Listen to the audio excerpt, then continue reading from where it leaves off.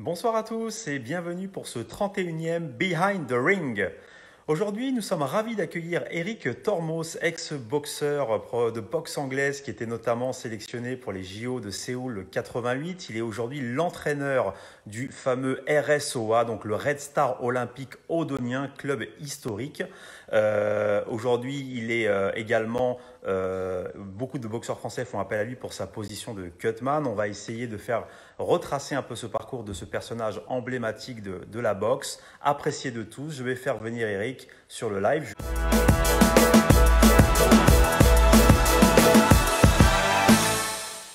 Salut Eric, Bonjour, ça va? ça va et toi? T'as la forme? Ouais, superbe, superbe. Super. Avec une très belle casquette à l'effigie du club de Saint-Ouen, magnifique. On est toujours fiers de son club, toujours. Exactement, super. Alors on va y aller Eric, merci tout d'abord à toi de nous accorder du temps et vraiment ça fait plaisir de parler avec toi, personnage apprécié de la boxe. Mais, Alors pour les gens qui ne te connaissent pas, est-ce que tu peux te présenter en quelques mots Eric? je m'appelle Tormos Eric, je suis marié, père de trois enfants, Mhm. une fille et deux garçons. J'ai été boxeur dans les années 80. Oui, Et je suis entraîneur ça fait une bonne vingtaine d'années oui, au Restart Olympique Odonien, au RSOA. Voilà, où je boxais quand j'étais boxeur. absolument. Comment t'es arrivé à la boxe? Comment ça s'est fait la première rencontre avec la boxe? La première rencontre avec la boxe, j'ai suivi mon frère, tout simplement, Pascal, qui a ouvert les portes de la salle. C'était à Agnières, Agnières Sport. Et voilà, on a commencé tous les deux à Agnières. J'avais à l'âge de 10 ans. À 10 ans, d'accord, c'est tôt. Est-ce que tu peux nous faire un petit focus sur ton passé de boxeur et notamment cette parenthèse jusqu'au JO de Séoul 88? Bah, j'ai été plein de fois champion de France, Oui, d'où champion de France senior à ma première année senior. J'ai été titulaire d'équipe de France junior, senior, jusqu'à la qualification pour les JO de Séoul en 88. Je dois avoir à peu près entre 90 à 110 combats, parce qu'à l'époque, il n'y avait pas Internet. ouais, ouais, bah ouais, Seule chose que là où je suis sûr, j'ai une douzaine de défaites, quoi, voilà. d'accord, ouais, c'est déjà un super Et, bilan. Et je crois que, et j'ai fait un combat pro. Mais j'ai d'accord, gros problème aux mains, d'où voilà, l'arrêt de la carrière après. l'arrêt de la carrière. Très Exact. bien. Ce qui nous fait la transition donc vers le métier d'entraîneur. Alors, comment tu as décidé de devenir entraîneur? Bah, c'est une histoire assez bizarre. J'ai joué au golf. J'ai Oui, joué au golf. J'ai réussi à être 8 d'handicap. Et bon, dans le club où j'étais, il y avait Dominique Laretsch, qui est un ponte du golf. Et j'ai commencé à donner des cours de préparation physique à des golfeurs lambda.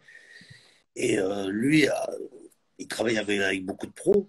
Et donc, je lui ai demandé, voilà, j'aimerais travailler avec toi et faire des cours de préparation physique à tes pros. Et il m'a dit, oui, ok, pas de souci, mais moi, il faut que tu aies un diplôme.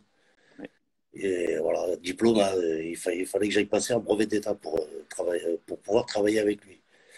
Donc, par le biais du golf, c'est 2 ans, il faut que tu sois à Montpellier, ouais, c'est une école, quoi. Donc, je ne pouvais pas avec les enfants, tout ça, c'était pas possible. Et donc, je suis revenu à la boxe pour avoir un brevet d'État, c'est chose que je connais par cœur, quoi, la boxe. oui, Et à partir de là, je suis plus retourné au golf, quoi. ouais. Le virus, il est là. Voilà. Très bien. Est-ce que tu peux nous parler un peu justement du RSOA, donc club mythique vraiment de la boxe anglaise en France? J'aimerais vraiment qu'on fasse aussi un grand hommage à Gaëtan Mikhaïlev, qui est vraiment le papa un peu de cette histoire à Saint-Ouen. Est-ce que tu peux nous parler de ce club historique, des gens qui y sont passés, de la tradition qui existe aussi dans ce club? C'est une vraie aujourd'hui, un moment d'histoire qu'on a envie de partager avec toi. Bah, c'est un club qui existe depuis les années, je crois que c'est 54, je suis pas Oui, très sûr du début, avec Monsieur Jauvert, qui était manager du club, et Monsieur Mikalev, entraîneur, directeur technique, quoi. oui, Et donc, voilà, à Saint-Ouen, Ils étaient d'abord dans le centre-ville de Saint-Ouen, après on a déménagé sur l'île des Vannes dans les années 70. On a Et vu notamment de très beaux galas à l'île des Vannes. Il y a de très beaux galas qui sont organisés. ouais, ouais, Hmm. on a une belle salle là-bas, Ouais, d'ailleurs, qu'ils vont refaire grâce aux Jeux Olympiques, ils vont tout refaire, donc ça ouais. on va pouvoir réorganiser là-bas, ça va être très bien. Et donc, voilà, Monsieur Jauvert et Monsieur Mikalev, ils ont eu des Joe Gonzalez, médaillé d'argent au JO, champion d'Europe, Lucien Rodriguez. Je ne sais pas s'il n'a pas encore le record de titres en champion d'Europe, qui a rencontré Lars Holmes en championnat du monde. Daniel Londas, qui a été champion du monde. Enfin, je vais en oublier, c'est Il y en a sûr. beaucoup, ouais. Je veux pas en vexer s'il y en a qui écoutent, quoi. Mais voilà, franchement, c'était une salle à une époque, il y avait plus de 30 pros quoi, qui tournaient. Hmm. Il y avait 30 pros et deux équipes amateurs tous les ans. Tous les ans, il y avait trois quatre titres de champion de France, quoi, amateurs. Et voilà, on avait pratiquement tous les champions de France pro, champions d'Europe. C'était vraiment une très, très grosse écurie Ouais. qui a eu un petit trou, mais là, qui est bien revenu, là, grâce notamment à Bilal Shkitou, Howard Oui. Kospoli. Voilà, j'ai des très bons éléments en ce moment, et donc c'est reparti, quoi.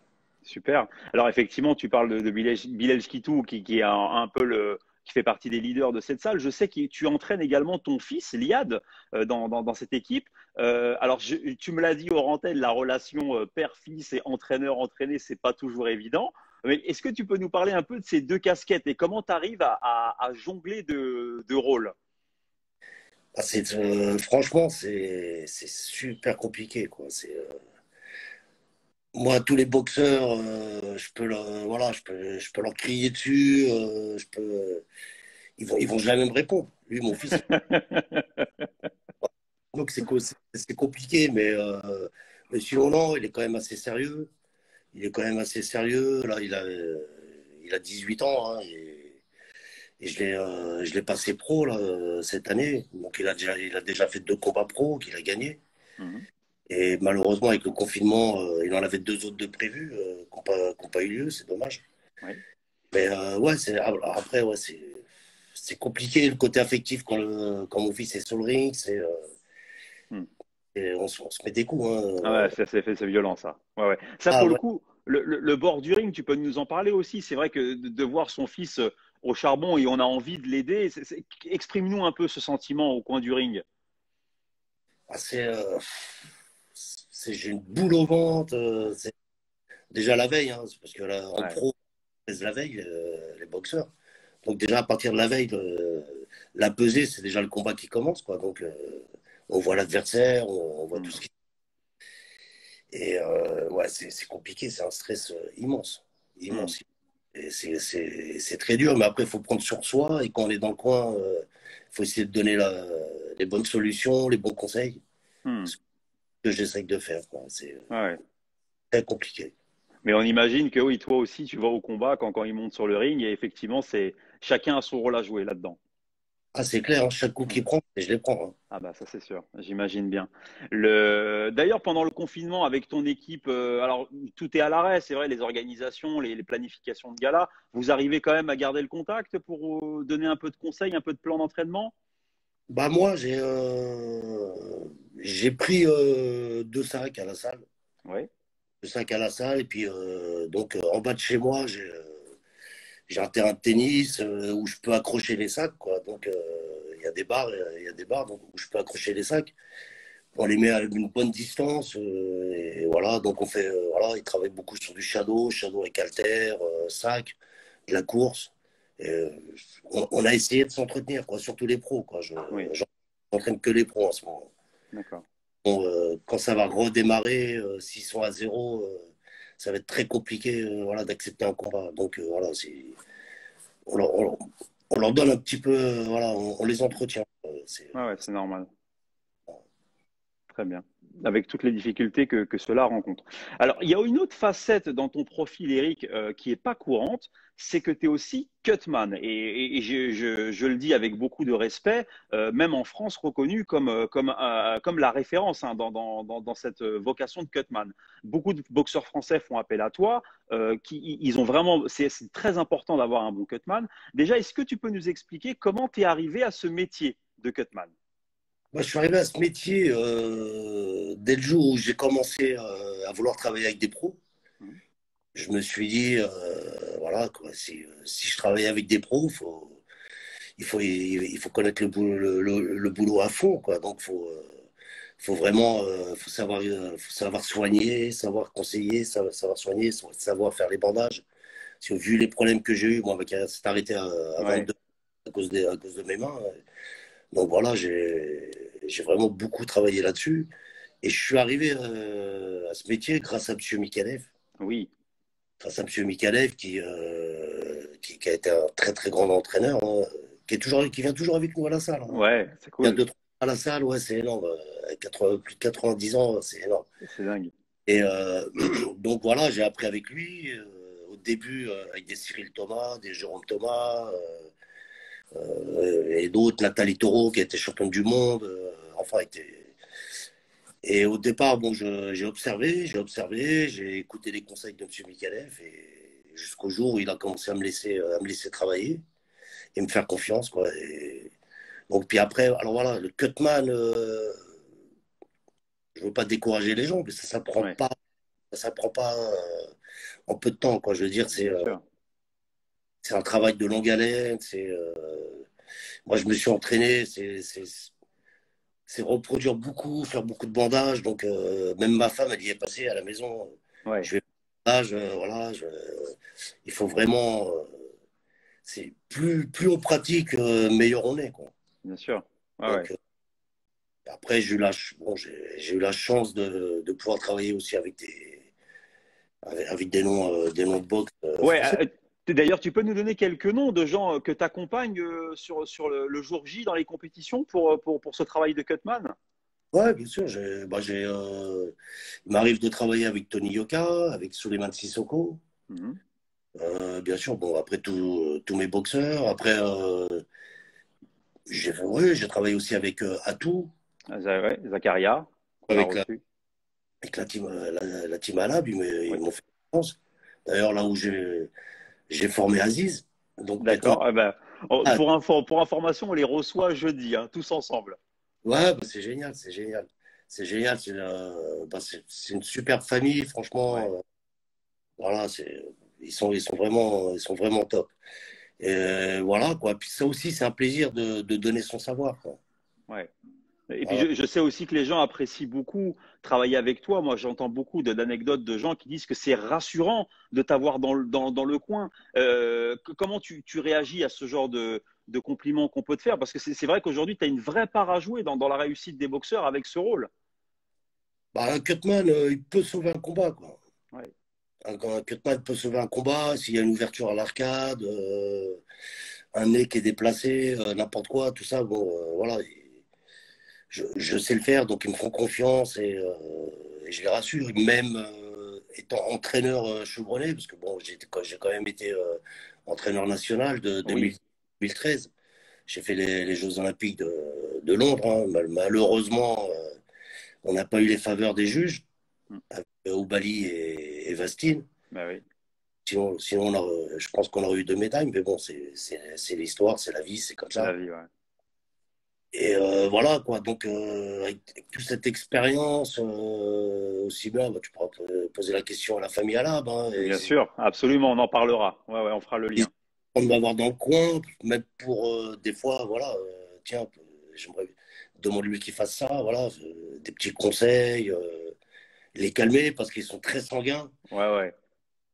Ah, mais il y a un rôle aussi rassurant hein, avec le cutman. C'est quelqu'un qui va te soigner, qui va prendre soin de toi. Moi, je sais que j'ai entendu des boxeurs dire qu'ils étaient vraiment rassurés quand ils avaient leur cutman avec eux. Ah, c'est important, ouais, c'est important. Puis bon, voilà, s'il y a une blessure, hein, c'est une des premières fois que je dis, hein, t'inquiète pas, il n'y a rien. Ouais, c'est ça. Ah, Ouais, ouais. soigne, soigne, Tout de voilà. suite, c'est rassuré. C'est rassuré. Oui, c'est la première chose. C'est la Ouais. première chose. Le boxeur sent un peu de sang, il se dit, il va peut-être y avoir l'arrêt sur blessure. Donc, il commence à être inquiet. Donc, il ne va pas être aussi efficace qu'il devrait l'être. Et donc, voilà, on est là aussi voilà, pour le rassurer. Oui, c'est Ouais, clair. je crois qu'il y a une part de psychologique déjà d'entrer là-dedans. Effectivement, de voir du sang, ça peut impressionner. Et c'est vrai que tu es là aussi pour donner un peu de force dans ce moment critique. Tiens, d'ailleurs, on a une question d'un internaute. Donc, c'est Ousmane Sarr, donc, qui est coach Apollo et champion du monde de boxe française, qui pose la question et qui dit, faut-il passer une formation pour devenir cutman ou c'est juste de la pratique? Moi, là, moi maintenant, il existe une formation. Moi, D'accord. Ouais. pas fait de formation. Comme je t'ai dit, j'ai eu la chance d'avoir M. Mikalev et de pouvoir au départ observer. Ouais. Après, voilà, après il m'a laissé pratiquer, il m'a fait confiance. Donc, voilà, mais c'était un travail. Je suis devenu vraiment un cutman efficace au bout un an et demi, voire 2 ans. Super. Voilà, alors après, on peut. Je te dis, il y a une formation qui est Ouais. mise en Laurent Boucher, qui Oui, est oui, absolument. Ouais, ouais, qui organise ça. un très très bon cutman aussi. Mm. Donc voilà, lui, il vous donne les bases. Après, une fois qu'on a les bases, faut travailler. Et après, il faut surtout pas avoir peur de soigner, de se lancer, quoi. Mm. Il y a du sang, s'il y a une blessure, faut y aller. Voilà, que pour le boxeur, pour le rassurer, faut y aller. Mm. Faut y Clairement. aller. Faut avoir confiance. Est-ce que tu as une anecdote d'un combat que, par exemple, tu as sauvé grâce à ta position de cutman? Tu as une anecdote à nous raconter pour nous faire vivre un peu le moment de l'intérieur?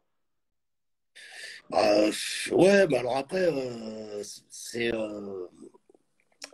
avec un boxeur c'est un amateur que je vois plus. Mais bon, voilà, il boxe, il revient dans le coin, j'ai mal à l'épaule et l'épaule est démise, quoi. Et donc voilà, j'ai eu quelques petits cours avec des kinés, voilà, et donc j'ai replacé son épaule et il retourne au combat, et il gagne le combat. Donc voilà, c'est avec Howard Cospolite aussi, une Ouais. coupure, Bilal Kitou, pareil, une coupure énorme, quoi, toute l'arcade. Et Bilal, alors, lui il s'était coupé à l'entraînement, on va Ouais. dire une dernière mise de camp, quoi, une dizaine de jours avant le combat. Et donc voilà, il va se faire recoudre, il part à l'hôpital aux urgences, il se fait recoudre, et on lui enlève 2 jours avant le combat, hein, donc c'est encore très fragile. Et au premier round, ça repète, quoi. Donc c'est le jour où il gagne la WBC Méditerranée. D'accord. Après, c'est 12 rounds avec une coupure que je devais soigner à chaque minute de repos. Ouais, ouais. Donc tu as joué une part aussi dans cette victoire, clairement, à tous les rounds pour remettre ça en place, quoi. Oui, ouais, je soignais à chaque début de round. Il y avait plus de sang. Le saignement s'était colmaté, tout allait bien. Mais bon, après, dès qu'il y avait un choc dessus, ça ressaignait. Donc, il a fallu refaire le boulot pendant tous les rounds. Ouais, c'est là qu'on voit l'importance de ce rôle vraiment qui peut être déterminant à tout moment, Oui, c'est clair. hein. C'est Clairement. clair. Et puis, vu, comme tu disais, maintenant, je suis quand même reconnu dans le métier. Ah bah ouais, plus que ça, si c'est la référence, j'ai envie de dire. Et c'était un arbitre français, donc qui me connaît et Ouais, et il savait que j'allais tout soigner, quoi. ouais, il n'y avait pas de pépin. Ouais, ouais. Il savait que j'allais faire le boulot sur chaque round. Super. On arrive à la fin de l'émission. Eric, c'est quoi tes plans sur ton avenir là, à court terme et puis à tes projets moyen-long terme? Qu'est-ce qui va se passer là dans les prochains mois et après année peut-être? Bah, malheureusement, en France, dans le milieu de la boxe, on est dans un brouillard Hmm. et on n'avance pas par pas. On fait un pas, on voit ce qui se passe, on fait 2 pas, on voit ce qui se passe. C'est pas évident, quoi. Il y a un petit noyau de boxeurs qui ont la chance d'être bien entourés avec des promoteurs, mais voilà, les autres, c'est une galère. Donc, voilà, je peux reciter l'exemple de Howard Cospolite qui Oui, n'a jamais eu de promoteur. Et voilà, on a été chercher une victoire contre Abdul Khattab, c'était au Danemark, un mec qui était invaincu, qui était classé. C'est comme ça qu'il a commencé à pouvoir faire des unions européennes, des championnats d'Europe, qu'il a pu commencer à se classer. Sinon, voilà, on était obligé d'aller prendre des risques. bien sûr. Et voilà, le problème c'est de la boxe en France, c'est Pas facile, ouais. faut savoir prendre les risques au bon moment, quoi. D'accord. Ouais, ouais, très bien. Et pour avoir un peu plus loin, donc avec le club de Saint-Ouen, j'imagine que l'histoire continue. Ah oui, bien sûr, ouais. Bah, Hmm, voilà, c'est mon club de cœur, hein. hmm. Ce club, j'y suis arrivé, j'avais 16 ans et je pense que je repartirai de ce club. Voilà, j'irai pas dans un autre club. Ah ouais, Donc, c'est normal. pas Ouais. de proposition, mais j'y suis attaché. On va dire aussi bien les boxeurs que les entraîneurs, on survit. On survit, on vit pas de nos sports. On est obligé de travailler à côté. Mais voilà, quand je rentre dans cette salle, C'est quelque chose, hein. Ouais. C'est vrai qu'elle est particulière, hein, le bois au mur, les photos. Enfin, c'est une vraie salle de boxe à l'ancienne, quoi. bah, c'est une salle qui, voilà, il y a trois quatre films tous les ans qui sont tournés, ils adorent cette salle, quoi. Dans le cinéma, dans Bah pas mal ouais. de films, ils adorent, ils adorent. Non, c'est vraiment une salle, elle a du cachet, ouais. Ouais, ouais, clairement. Clairement. Il y a une question qui nous vient de Yann, qui est très intéressante avec l'actualité autour du Covid. Il demande, en cas de reprise des combats, y a-t-il des dispositions spécifiques prévues pour les cutman par rapport au Covid? C'est un point intéressant. Bah, déjà, nous, en tant que cutman, on doit travailler avec des gants. Ouais. Donc, après, on va, Avec des masques maintenant, j'imagine. je pense Hmm. qu'on est obligé de mettre un masque. Après, je pense que du point de vue médical, il y aura prise de température. Voilà, il va y avoir des dispositifs dans ce style, hein, mais franchement, on est dans le flou, quoi. D'accord. Complètement dans le flou. On sait pas encore, parce que bon, Cutman, dans beaucoup de pays, c'est un travail reconnu. Oui. En France, Ouais, on a encore du mal avec le statut, hein, du un cutman. travail. Quand c'est professionnalisé à l'étranger, c'est pas le cas en France tout le temps, hein. Tu sais, je dépanne beaucoup de monde. Ouais. Je dépanne beaucoup de monde, beaucoup de boxeurs. Quand la bourse, elle est vraiment pas énorme, bah, je rends service, tout Ouais, c'est simplement. beau. C'est Voilà. beau. Ouais, parce que bon, après, on aime ça. On aime ça, c'est notre passion. Mais voilà, donc j'aimerais que ça devienne un métier. Ouais. Bien J'aimerais que sûr. Mais bon, pour l'instant, non, c'est pas un métier. Et, bon, et pour le Covid, franchement, on est dans le flou complet, quoi. Hmm. On sait même pas que les salles vont réouvrir. Bah ouais. Voilà, pourtant, nous, les salles qui sont à 3 mètres de distance, machin, donc on pourrait quand même reprendre et faire du. Bien sûr, ouais, ouais. Avec un peu d'organisation, la Oui, distanciation sociale pourrait se faire, hein. bien sûr, ouvrir toutes les fenêtres, ils veulent que l'air tourne et tout. Donc voilà, tout est possible. Voilà. Après, il n'y a aucune opposition qui pourra se faire, ça c'est clair. Bien sûr. Pour l'instant, voilà, on peut. On Oh, peut puis, travailler de loin aujourd'hui. On le prouve, nous, à l'Apollo notamment, un travail technique, travail de base, travail de shadow, du sac espacé. Ça, c'est des choses qui devraient être possibles normalement en juin. bien sûr, et j'espère qu'ils vont le comprendre, qu'ils vont laisser faire, parce que bon, après les Jeux de Rio, il y a quand même un engouement dans le milieu de Énorme, ouais. beaucoup de monde, aussi bien féminin, masculin, tout le monde, quoi. Tout le monde s'intéressait à la boxe. Moi, j'ai travaillé dans un club privé où, voilà, des gens très aisés venaient, et Mm. ça adore la boxe, quoi. Tout le monde. Bien sûr. Ouais, ouais. Voilà. C'est Donc, impeccable. dommage qu'ils nous bloquent comme ça, quoi. Bah On, ouais, bah, on peut il faut espérer que ça bouge là dans les prochaines semaines, prochains mois. faire, j'espère. Ouais. En tout cas, Eric, vraiment merci beaucoup pour ton temps. Je voudrais vraiment te rendre hommage et te dire qu'on respecte beaucoup ce que tu fais à l'Apollo, aussi bien avec ce club historique du RSOA. Et je voudrais vraiment rendre hommage à Monsieur Mikhaïlev par la même occasion pour tout ce qu'il a apporté à la boxe. Et puis aussi ta position de cutman. Je sais qu'elle est très appréciée, elle est très précieuse à la boxe en France. On n'a pas beaucoup de cutman et vraiment tu aides beaucoup de gens. Donc je voudrais vraiment te féliciter et te remercier pour tout ça. Eh ben, je te remercie beaucoup. Et bah, moi, j'aimerais dire à tous les internautes là, de continuer quand même à faire attention. Oui. Voilà, avoir un masque, faire attention avec ce Covid, là, on n'en est pas encore sorti. Donc, pour en sortir, il faut que tout le monde fasse attention. Clairement. Eh ben, le message est passé. Merci beaucoup, Eric. Et je rappelle à tous nos internautes que si vous voulez retrouver l'interview d'Éric Tormos, vous pouvez la voir sur le compte Apollo Sporting Club dans l'IGTV. Et que si vous souhaitez revoir tous les Behind the Ring, vous pouvez vous abonner à notre chaîne YouTube. Merci beaucoup, Éric, pour ton temps. Très bonne soirée à toi et bonne continuation. Au revoir à tout le monde. Ciao. Merci, au revoir. Au revoir.